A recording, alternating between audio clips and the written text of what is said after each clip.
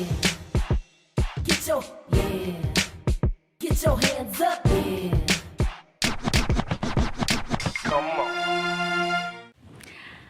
Halo Sobat RB, apa kabar kamu hari ini? Semoga kamu tetap semangat ya, karena hari ini Dinia bakal menjumpai kamu untuk membahas sebuah topik gitu ya. Bincang asyik ceritanya kita tentang tema reformasi birokrasi. Waduh, kalau ngomong dengan judulnya itu tema reformasi birokrasi itu kayaknya serius banget gitu ya.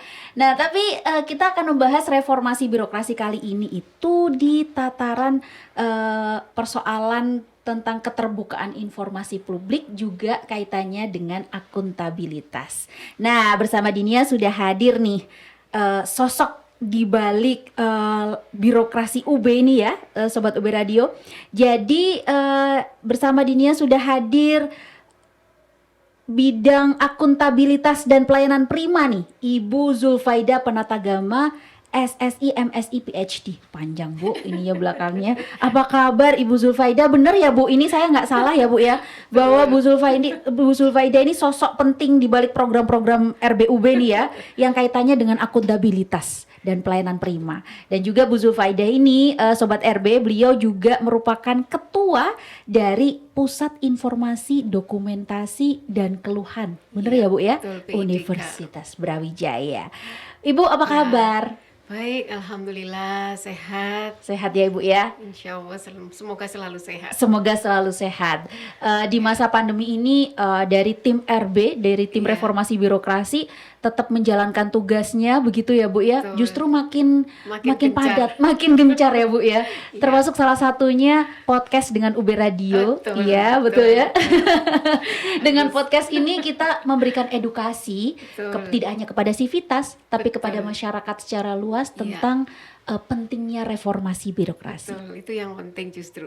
Begitu ya Bu. Iya. Baik, Bu Zulfaidah, langsung saja. Ini saya baik. kayaknya daftar pertanyaannya panjang nih Bu.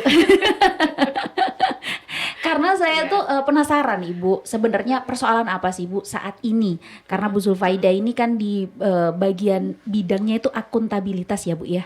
Di bagian akuntabilitas. Apa sih Bu persoalan akuntabilitas yang kita hadapi saat ini? Iya. Jadi kalau boleh menyederhanakan gitu ya.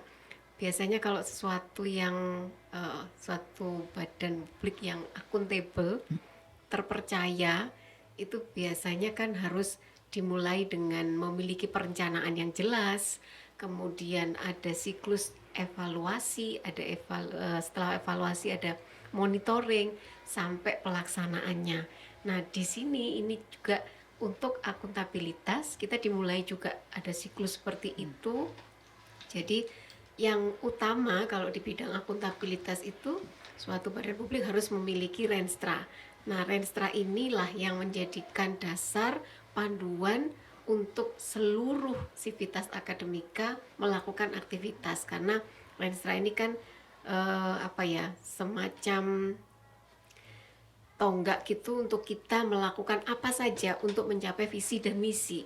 Jadi di situ di dalam Renstra itu nanti dijabarkan seluruh aktivitas yang harus kita lakukan, target-target kinerjanya apa saja untuk mencapai visi misi kita. Dan untuk di tim RB ini akuntabilitas lebih banyak ada siklus mulai pembuatan, monitoring, kemudian sampai nanti harapannya yang ada di Universitas Brawijaya itu pimpinan itu juga tidak hanya memberikan reward tetapi juga memberikan punishment jika person yang ada di sana mulai dari pimpinan sampai ke bawah itu tidak melakukan apa yang sudah direncanakan.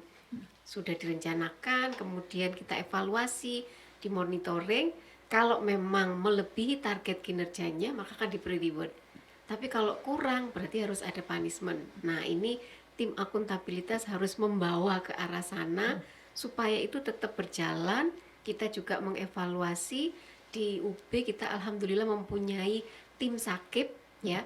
Itu diketuai oleh Pak Ratno Bagus dan Pak Ratno Bagus juga di RB sebagai salah satu tim yang ada di area akuntabilitas.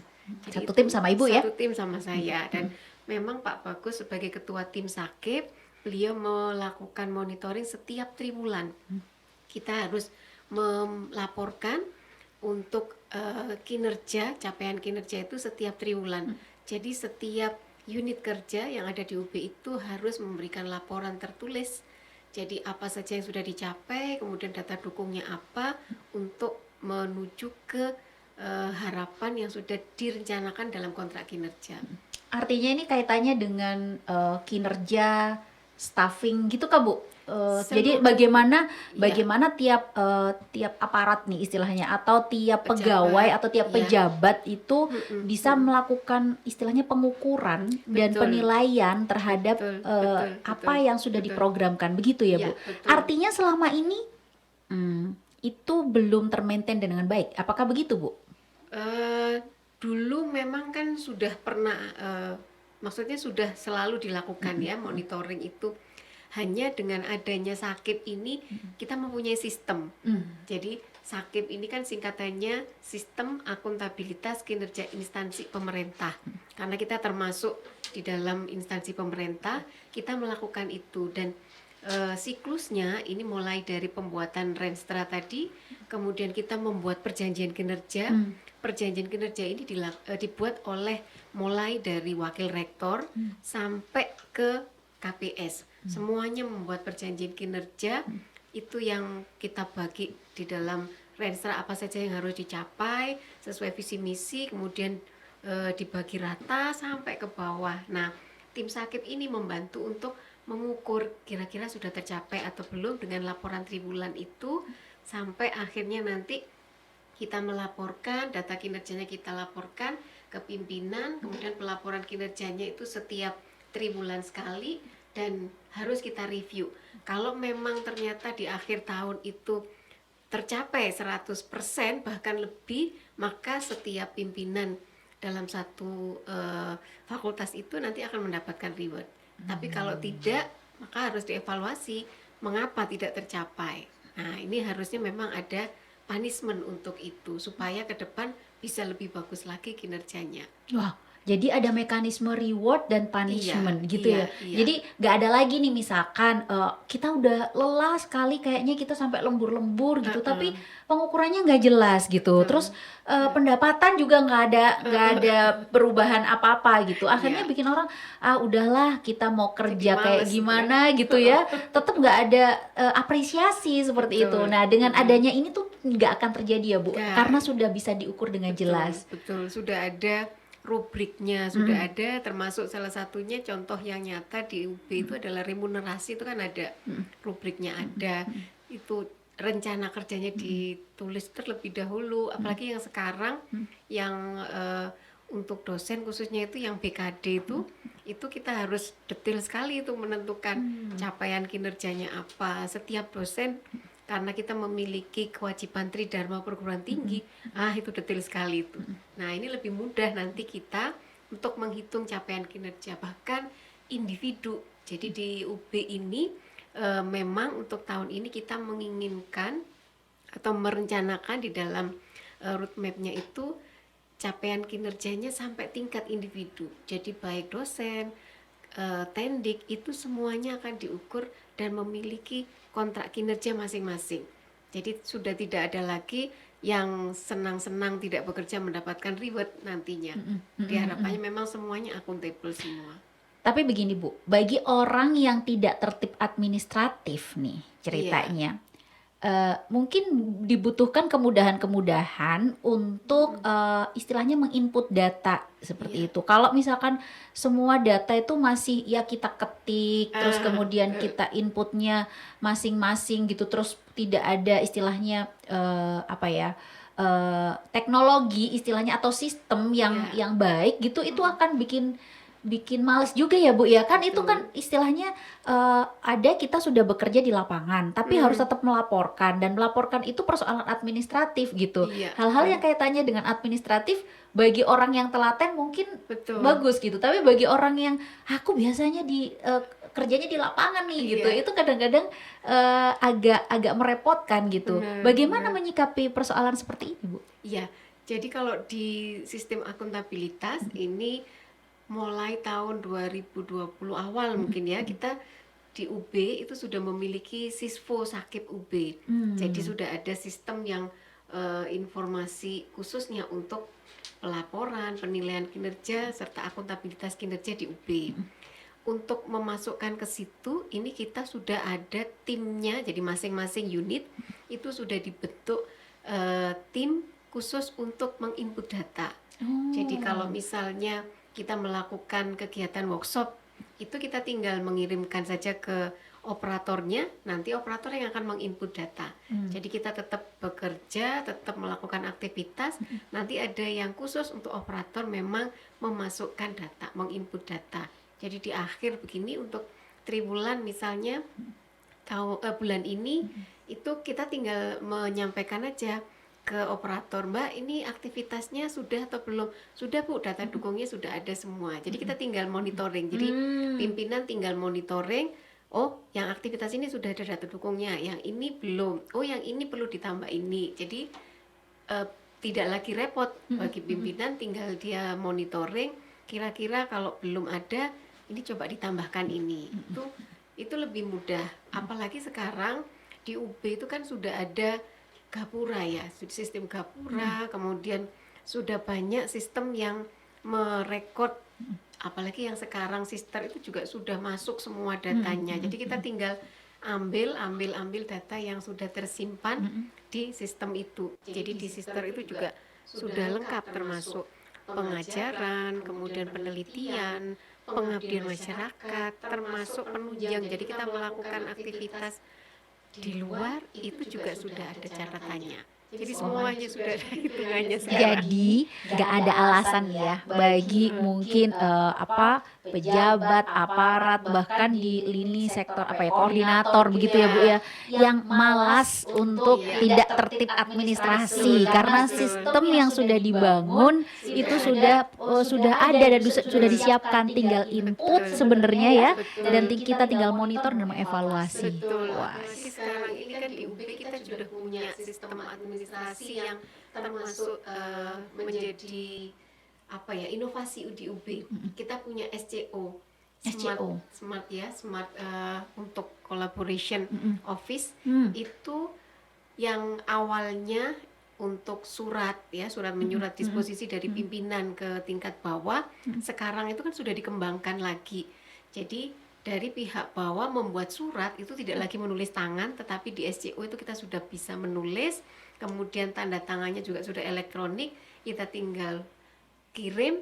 Nah, ini nanti langsung dibaca oleh pimpinan. Jadi itu mempercepat sekali proses. Memotong birokrasi ya Bu ya. Betul, jadi tidak lagi harus menulis tangan, antri ke pimpinan untuk menyerahkan. Iya. Ini sistem langsung. Betul. Pimpinan juga bisa melihat SCO dari HP.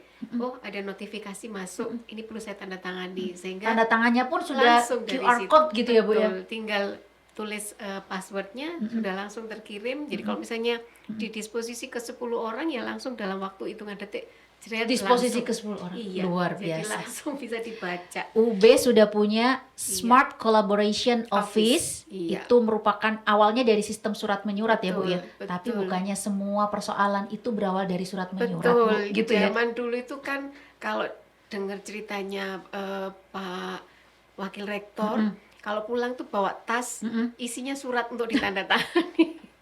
Sampai dibawa surat, pulang. Sampai dibawa pulang.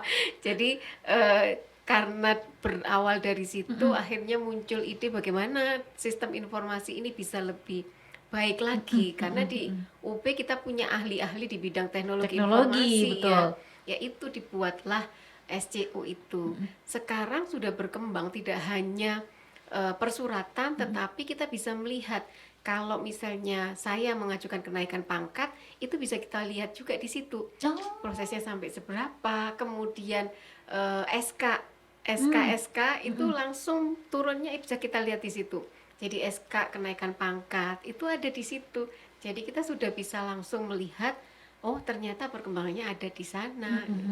Ada seperti itu. Jadi perkembangannya. itu bisa jadi backup Kalau kita Iya. simpan surat-surat pengangkatan gitu ya, SK-SK Kita itu lupa. kadang-kadang taruh di mana pindahan rumah, wah itu Iya. kan repot kalau kita nggak punya backupnya Iya, ya Bu ya. Tapi betul, karena ada betul. record yang baik di Iya, dalam sistem betul. tadi, maka Iya, tinggal input aja sudah betul. keluar semua Iya, data-datanya. itulah Wah, luar biasa. akuntabilitas kita sudah mulai memang terjaga di situ. Sekarang SCO itu juga dikembangkan di tingkat PS. Jadi program studi itu ketika memberikan penilaian itu bisa lewat SCO. Jadi transparansi penilaiannya sudah bisa dilihat di situ. Kalau ada dosen yang belum memberikan nilai, mahasiswanya kelihatan, Bu, kok belum memberikan nilai? Nah, ini mahasiswanya tahu dan bisa memberikan reminding ke dosen yang bersangkutan. Tuh sobat RB, artinya mahasiswa di sini nggak usah khawatir nih. Betul. Kita juga bisa jadi istilahnya memonitor gitu ya Bu, Betul. memonitor dan juga memantau kira-kira ini yang belum masuk yang mana Yang nih mana? nilai-nilai Iya, gitu kan. betul. Nggak bisa KRS-an kalau belum nilainya belum masuk kan, begitu ya Bu ya. Baik Iya. Ibu. Nah ini saya dari tadi kita cerita tentang seputar program-program akuntabilitas Iya. yang sedang digagas dan sekarang sedang running ya Bu ya, Iya. oleh tim RBUB gitu ya. Ada lagi yang saya penasaran Bu terkait dengan ini Bu, posisi Ibu sebagai Ketua Pusat Informasi, Dokumentasi dan Keluhan gitu. Iya. Sebenarnya ini masih apa Bu, masih berkaitan bukan dengan program dalam RB, apalagi Betul. kaitannya dengan keterbukaan informasi publik, begitu ya Bu Betul, ya. sangat erat sekali Baik. kaitannya. Nah, itu kemarin saat PKKMB, saya Iya. ingat betul bahwa Ibu Iya. juga menyampaikan tentang salah satu program layanan UB, Iya, yaitu UB Care. betul. Nah, bisa diceritakan Bu, UB Care Iya. ini sebenarnya apa? Terus kaitannya dengan program di RB itu nanti seperti apa Bu? Iya, jadi kalau RB itu sebenarnya kan reformasi birokrasi ya. Kepengennya itu kan birokrasi tidak terlalu panjang, tidak berbelit, semuanya serba singkat, jelas, tetapi tidak tidak hasilnya tidak tidak jelek gitu ya, tapi bisa dipertanggungjawabkan. Meskipun singkat, kita punya timeline, kita punya waktu kapan harus segera diselesaikan. Betul. Nah, di UB Care ini dulu awalnya itu namanya e-komplain. Oh. Jadi dulu iya, awalnya iya. e-komplain karena PIDK itu kan namanya Pusat Informasi, Dokumentasi dan Keluhan. Sehingga e-komplain namanya. Zaman awal-awal itu e-komplain, elektronik komplain. Sehingga banyak orang yang terkesan itu memberikan hanya keluhan saja. Karena namanya komplain. Iya, betul, Jadi kalau betul. kita mau komplain, ya udah Ke masukkan aja ke e-komplain. e-komplain. Nah, oleh Prof. Gugus selaku PPID pelaksana, beliau mengusulkan kalau seandainya yang masuk ke UB Care, ke e-komplain itu bukan hanya keluhan, itu akan sangat bagus. Iya. Jadi tidak hanya keluhan tetapi bisa apresiasi, bisa juga saran, atau bisa juga gagasan, atau umpan balik dari masyarakat atau sivitas akademika untuk UB. Sehingga tahun kemarin kita rebranding Wow. dari e-komplain menjadi UB Care. UB Care. Ya, meskipun sistem yang ada di dalamnya itu SOP-nya tetap sama. Jadi di UB Care ini kita menerima semua umpan balik baik dari mahasiswa, dosen, tendi, kemudian masyarakat umum. Itu bisa memberikan masukannya atau umpan baliknya melalui sistem UB Care. Jadi di UB Care ini kita memiliki operator, ada 45 operator yang tersebar di seluruh unit yang ada di UB. 45 Bu. 45 operator. Jadi setiap fakultas itu ada satu operator, kemudian di setiap lembaga ada operatornya, di setiap UPT ada operatornya. Jadi di setiap unit kerja semuanya ada operatornya. Di masing-masing wakil rektor itu nanti ada operatornya. Jadi dekan itu biasanya memiliki satu operator, biasanya adalah sekretaris dekan. Sehingga kalau mahasiswa memberikan curhatan begitu ya, menulis di UB Care atau zaman dulu e-complaint itu dalam waktu singkat langsung dieksalasi ke pimpinan.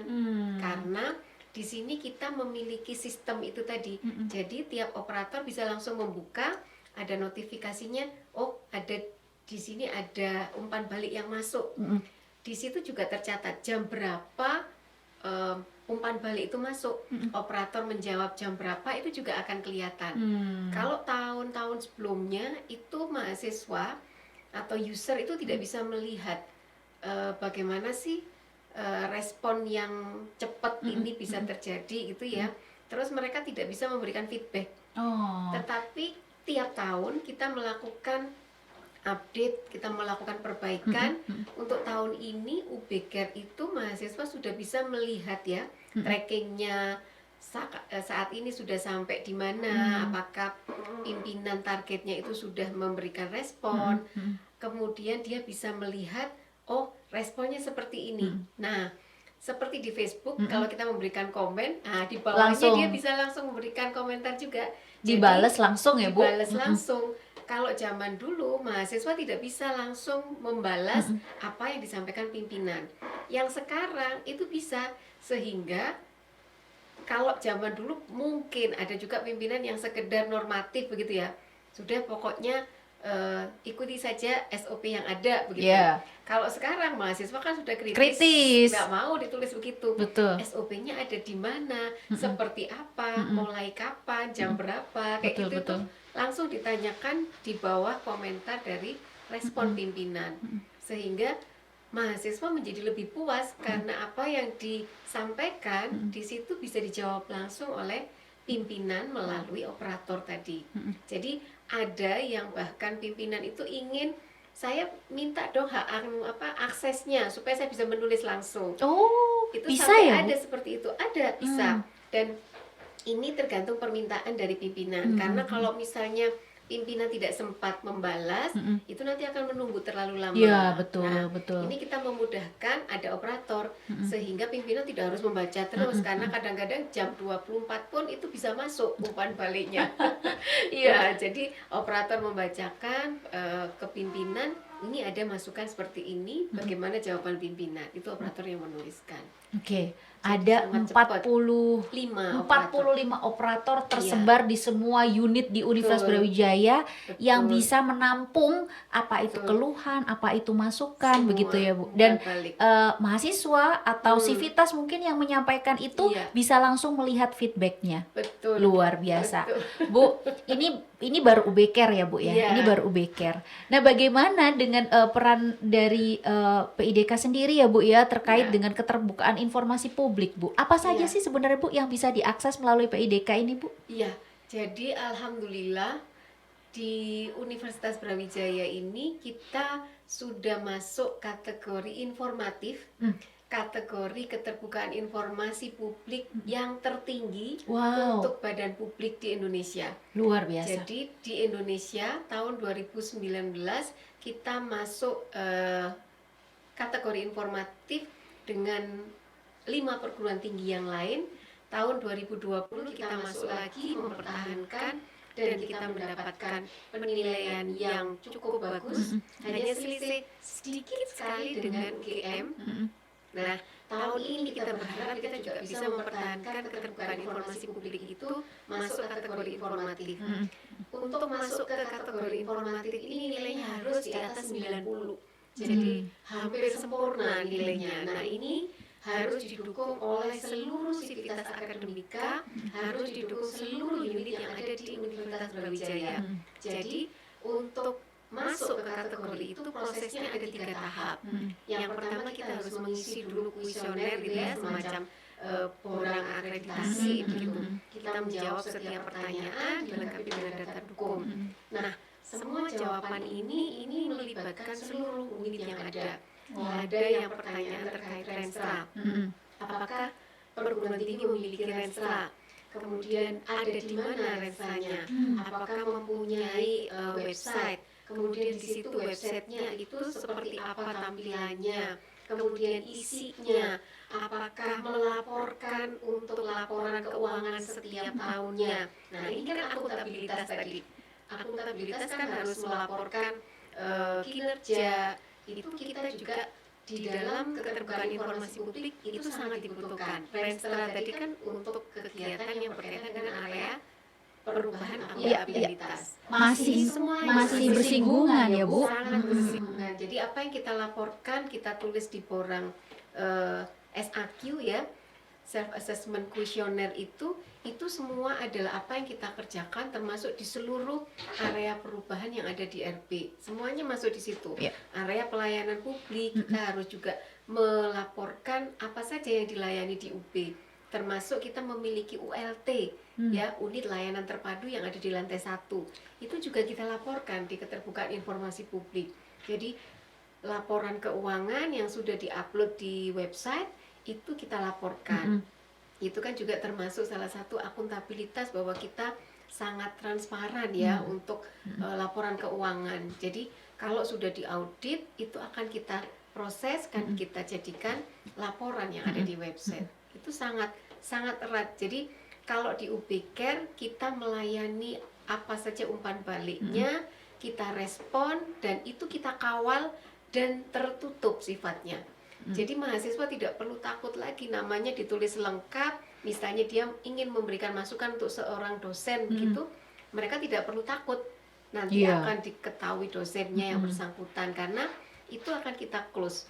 Jadi mereka memang harus membuat jelas identitasnya, mereka harus memberikan KTP nomornya berapa, tetapi informasinya ini siapa Informasi yang pribadinya menulis, itu tidak akan disampaikan ke yang menjadi targetnya. Misalnya saja dia ingin mengomentari tentang dosen, ini karena pernah terjadi juga, itu dosen yang bersangkutan tidak boleh tahu siapa yang menulis. Kita kawal sampai ada kejelasan permasalahannya seperti apa. Nah ini sudah berlangsung sangat lama dan bahkan tahun-tahun terakhir mungkin karena dengan adanya sosialisasi yang di waktu awal mahasiswa masuk, itu akhirnya mahasiswa sekarang menjadi sedikit-sedikit UB Care. Sedikit-sedikit UB Care. Padahal makin padat ya Bu. Jadi begitu sosialisasi selesai, malamnya Mas Ubed sebagai operator di PIDK itu kebanjiran panen. Semua masuk di UB Care semua. Jadi kadang-kadang sesuatu yang bisa ditanyakan langsung ke fakultas. Misalnya saja kemarin ada yang mengeluh karena dia tidak bisa mengirim email ke salah satu kegiatan di fakultasnya. Dia itu ke UB Care. Jadi yang dia tahu adalah UB Care, sehingga tidak langsung ke fakultas. Soalnya ini mungkin karena sosialisasi yang terlalu menempel. Iya betul. Kalau ada susah, ada masalah apa gitu ya, itu langsung aja ke UB Care. Nah apakah yang seperti itu juga direspon Bu di UB Care? Setiap saat selalu direspon. Jadi apapun yang masuk ke UB Care, karena memang di SOP-nya kita tidak boleh menolak terlalu lama. Jadi setiap apapun itu mereka ada sasarannya kemana, itu kita langsung eskalasi ke sana. Nah mereka yang sudah mendapatkan itu harus juga segera merespon, karena kita membatasi 3-5 hari untuk merespon itu. Jadi tidak boleh lebih. Karena setiap tahun kita juga mengevaluasi berapa banyak respon yang terlambat, berapa banyak respon yang tepat waktu, berapa banyak yang belum direspon. Itu juga dievaluasi Bu? Kita evaluasi, itu termasuk keterbukaan informasi publik juga. Iya. Jadi pimpinan kita undang setiap tahun, kita beritahukan bagaimana respon yang diberikan oleh pimpinan terhadap UB Care atau e-komplain zaman dulu. Di situ akan kelihatan banyak fakultas yang banyak sekali masukannya, tetapi mereka cepat sekali merespon, sehingga mahasiswanya lebih puas. Itu jadi monitor akuntabilitas kinerja juga masing-masing fakultas ya Bu? Prosesnya semakin cepat, tidak terlalu panjang lebar, ya kan?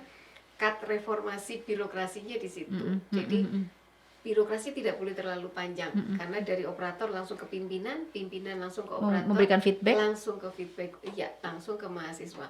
Mahasiswa bisa langsung juga memberikan feedback untuk saat ini. Nah, Sobat RB, yang sudah dijelaskan sama Bu Zulfaida tadi ya, wah luar biasa. Kamu bisa komplain, bisa kasih masukan, bisa kasih kritik, kadang-kadang yang seperti ini justru tepat sasaran ya Bu ya. Betul. Daripada mungkin sekarang melakukan protes-protes gitu ya Iya. Bu, dengan cara yang istilahnya yang kurang Yang kurang vulgar iya kadang-kadang, begitu, yang iya. kurang tepat gitu. Dan seperti ini Betul. tuh UB sebenarnya sudah memberikan ruang Betul. bagi Sivitas untuk menyampaikan aspirasi ceritanya Betul. begitu ya Bu. Tidak Iya. hanya komplain tapi juga masukan seperti itu, apresiasi itu. Dan itu terukur sehingga Betul.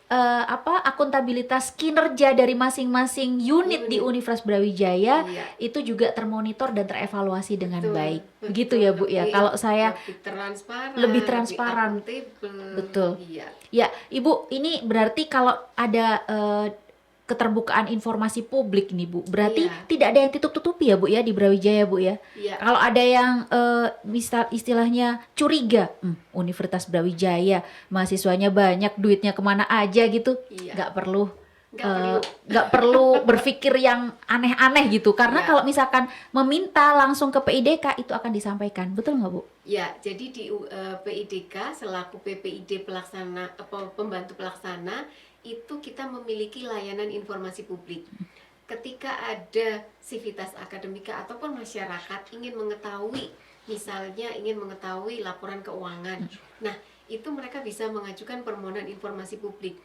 Di UB, alhamdulillah kita sudah punya aplikasi based on Android, jadi berbasis Android. Wah, Jadi kalau ini masyarakat memudahkan ingin lagi. menuliskan permohonan informasi publik bisa buka PPID, itu ada PPID UB, aplikasinya sudah berbasis Android, bisa di-download, diinstal, kemudian nanti ada form permohonan informasi. Tidak perlu bikin surat-suratan lagi ya Nggak, Bu? langsung aja nulis di situ, nanti akan diterima oleh operator yang ada di PPID. Jadi kepingin tahu misalnya ada hal yang terkait dengan ospek yang tidak sesuai begitu, atau apapun begitu ya, ingin tahu, itu langsung aja menulis permohonan informasi publik.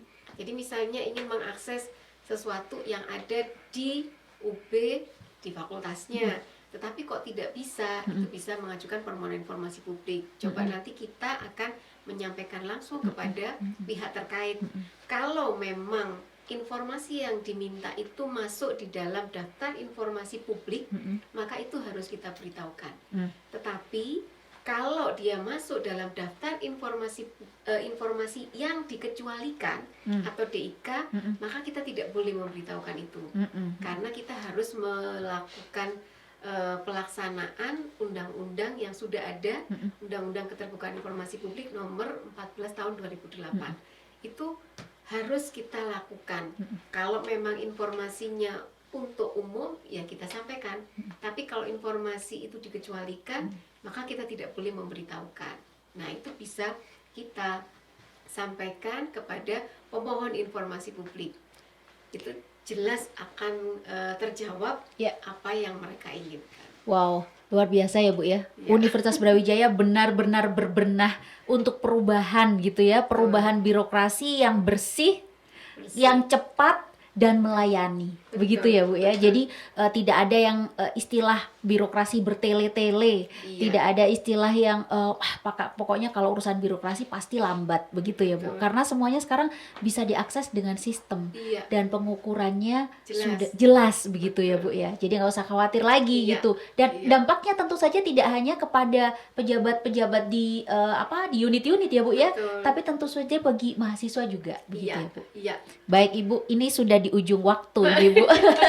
Kalau kita ngobrol nggak kerasa, apalagi kalau kita ngobrolnya tuh tentang sesuatu yang positif begitu ya Bu ya. Program reformasi birokrasi ini kan sangat positif untuk kemajuan layanan gitu ya, dan birokrasi yang bersih begitu Bu. Nah, closing statement Bu sebelum kita menutup diskusi kita dan obrolan kita hari ini. Ya syukur alhamdulillah dengan adanya reformasi birokrasi di UB ini semua bisa berjalan lebih baik lagi ke depan. Harapannya sesuai dengan apa yang kita tuliskan di dalam roadmap. Jadi segala sesuatunya inginnya lebih akuntabel, lebih transparan, lebih jelas, semuanya bisa dilaporkan, Dan karena kita sudah masuk dalam kategori informatif, maka harus menjunjung tinggi keterbukaan informasi publik. Apapun itu harus terang, karena segala sesuatu yang tidak terang itu tidak jelas nanti di akhirnya. Jadi kita harus jelas di awal, jelas di akhir, dan akuntabel untuk keseluruhannya. Wow, luar biasa. Bu Zulfaidah, terima kasih Ya. sudah sharing dan berbagi dengan Sobat RB, dan kita Sama-sama. sudah menyampaikan juga beberapa kemajuan ya Bu ya, dari baik itu dari sistem akuntabilitas di Universitas Brawijaya, juga layanan-layanan yang diberikan oleh PIDK begitu. Betul. Terima kasih Ibu. Sama-sama. Buat Sobat RB, saya Dinia Sari Dewi pamit undur diri. Sampai jumpa pada podcast Dialektika Reformasi episode berikutnya. Sampai jumpa.